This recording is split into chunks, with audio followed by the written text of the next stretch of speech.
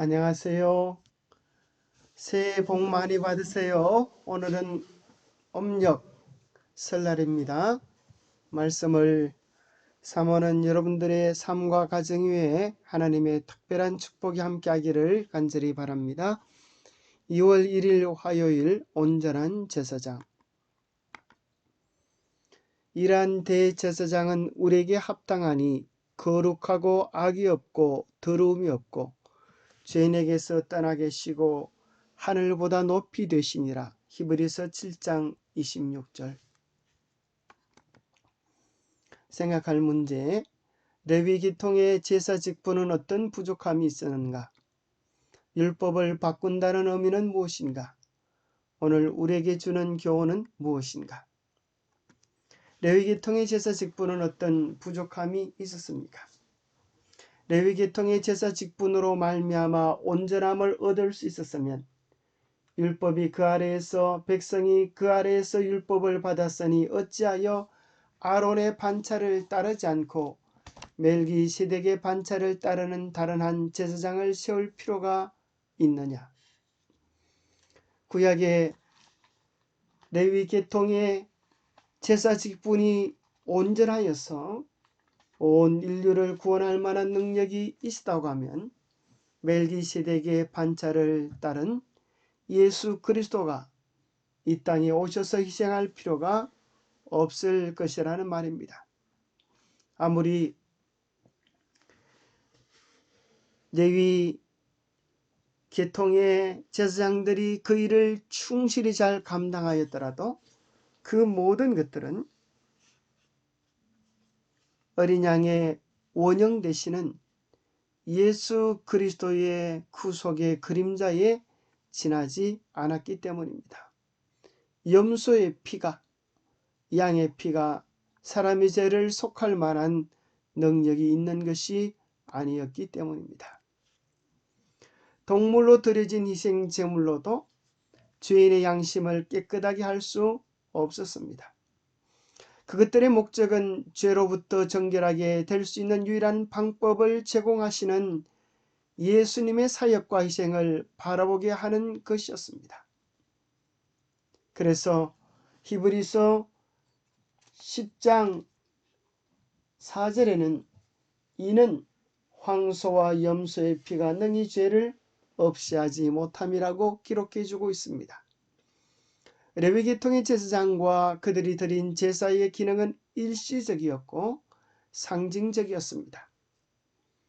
하나님께서는 그들의 사역을 통해 사람들의 믿음을 세상 죄를 지고 가는 하나님의 어린 양 되시는 예수님의 다가올 사역에 두기를 원하셨습니다.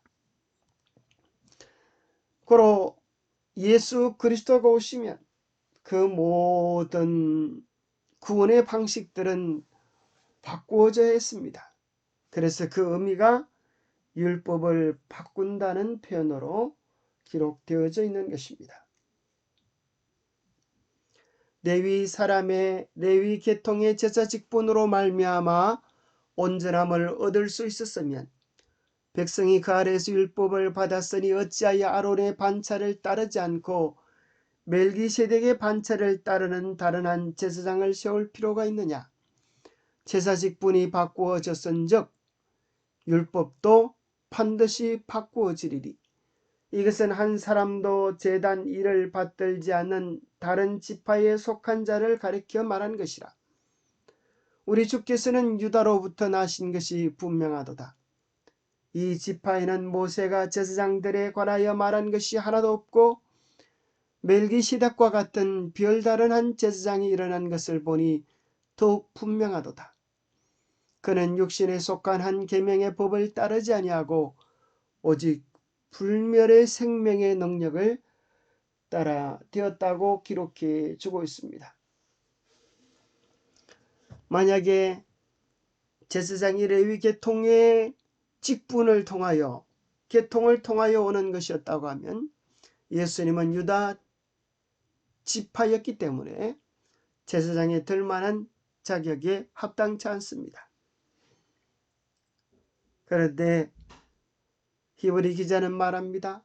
레위 계통의 제사장 직분이 온전하지 않기 때문에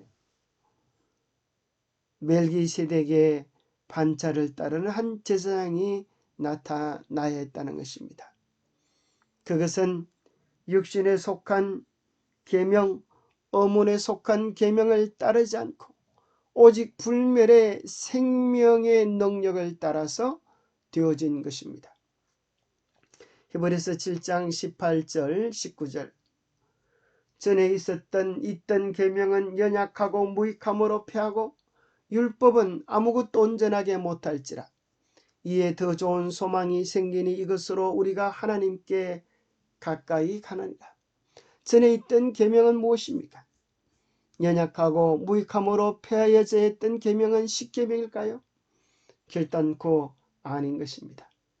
히브리서 10장 4절과 5절에 이는 황소와 염소의 피가 능히 죄를 없이 하지 못함이라. 그러므로 주께서 세상에 임하실 때에 이르시되 하나님이 제사와 예물을 원하지 아니하시고 오직 나를 위하여 한 몸을 예비하셨도다.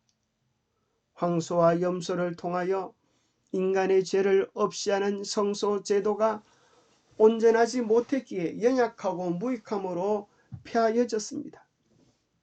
그리고 그 원형 되시는 예수님이 오셔서 우리의 구원을 위한 보혈을 흘려주신 것입니다. 그런데 또 우리가 생각해 봐야 할 것은 성소의 제도들은 그리스도의 보혈의 공로를 우리에게 알려주시는 것이지만 그래서 예수님이 오셨을 때 이 땅에 있던 성소 제도는 폐해졌지만 그 모든 성소의 과정은 인류를 구원하기 원하시는 하나님의 구원의 계획 정사진이라고 하는 사실을 기억해야 할 필요가 있습니다.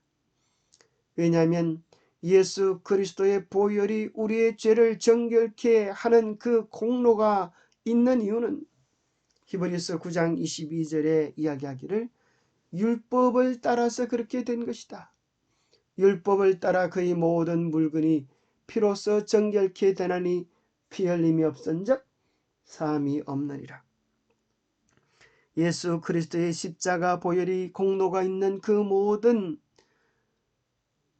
규칙들도 성소라고 하는 큰 구원의 제도에 쓰임이 보여주신 그 율법, 그 제도에 의거하여 피 흘림이 공로가 있음을 증거해 준다고 하는 놀라운 사실을 우리에게 제시해 주고 있습니다. 히브리서 7장 12절은 제사 직분의 변경에 관련된 율법도 변경하게 했다는 것입니다. 왜 그렇습니까? 당시에는 아론의 반차를 따르는 레위 족속에서 나지 않는 자가 제사장 직분을 수행할 수 없도록 하는 매우 엄격한 법이 있었기 때문입니다. 히브리서 7장 13절 14절에서 예수님은 유다로부터 나셨기 때문에 이 법이 하나님께서 레위 계통의 제사장이 되는 것을 금지했다고 설명합니다. 그러므로 바울은 예수님을 제사장으로 임명하는 것은 하나님께서 제사장직에 관한 율법을 변경하신 것이라고 주장해 주고 있는 것입니다. 영감의 교훈입니다. 어문의 율법이 폐지됨. 어문의 율법은 그 희생제도와 규례와 함께 세상 죄를 지고 가는 하나님의 어린 양이신 그리스도의 죽음으로 모형의 실물을 만날 때까지 히브리 사람에 의하여 이행되어야 할 것이었습니다. 그리스도께서 죽으시면 모든 희생 제물들을 바칠 필요가 없게 될 것이었습니다. 이것이 바로 그리스도께서 제하여 버리사 십자가에 못 박으신 율법입니다. 드디어 원형 되시는 예수님이 오셔서 그 그림자는 필요하지 않게 되어진 것입니다. 고린도후서 3장 14절에 이야기합니다. 그들의 마음이 완고하여 오늘까지도 구약을 읽을 때에 그 수건이 벗겨지지 아니하고 있으니 그 수건은 그리스도 안에서 없어질 것이라. 그리스도를 만날 때, 그리스도를 발견할 때 구약의 모든 제주들이 비로소 의미를 가지고 참 뜻을 밝히 드러내게 될 것입니다. 오늘까지 모세의 글을 읽을 때에 수건이 그 마음을 덮었도다. 그러나 언제든지 죽기로 돌아가면 그 수건이 벗겨지게 될 것입니다. 그래서 히브리서는 성소 제도를 구원의 모형 그림자라고 기록해 주고 있습니다.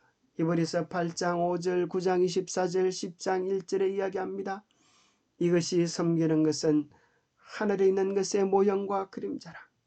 참것의 그림자인 손으로 만든 성소에 들어가지 아니하시고 장차 올 좋은 일의 그림자일 뿐이요 참 형상이 아니므로.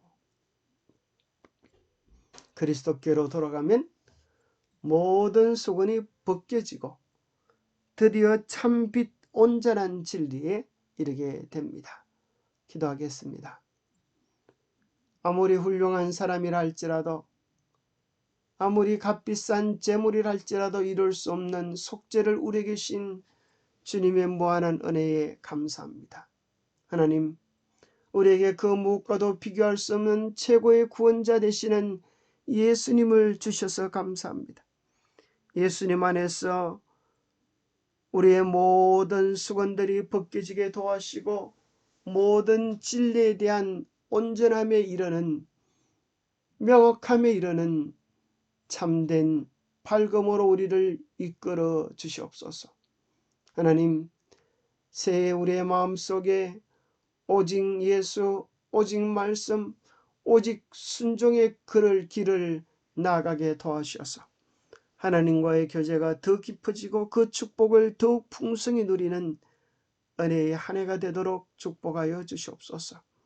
하나님의 특별한 사랑과 인도하심이 말씀을 사모하고 말씀대로 살기 원하는 모든 신실한 주의 백성들이 함께하여 주셨기를 우리 주 예수 그리스도로 모자하여 간절히 간구하옵나이다. 감사합니다. 예수님과 더불어서, 말씀과 더불어서 친근히 살아가는 한 해가 되시기를 축복합니다. 감사합니다.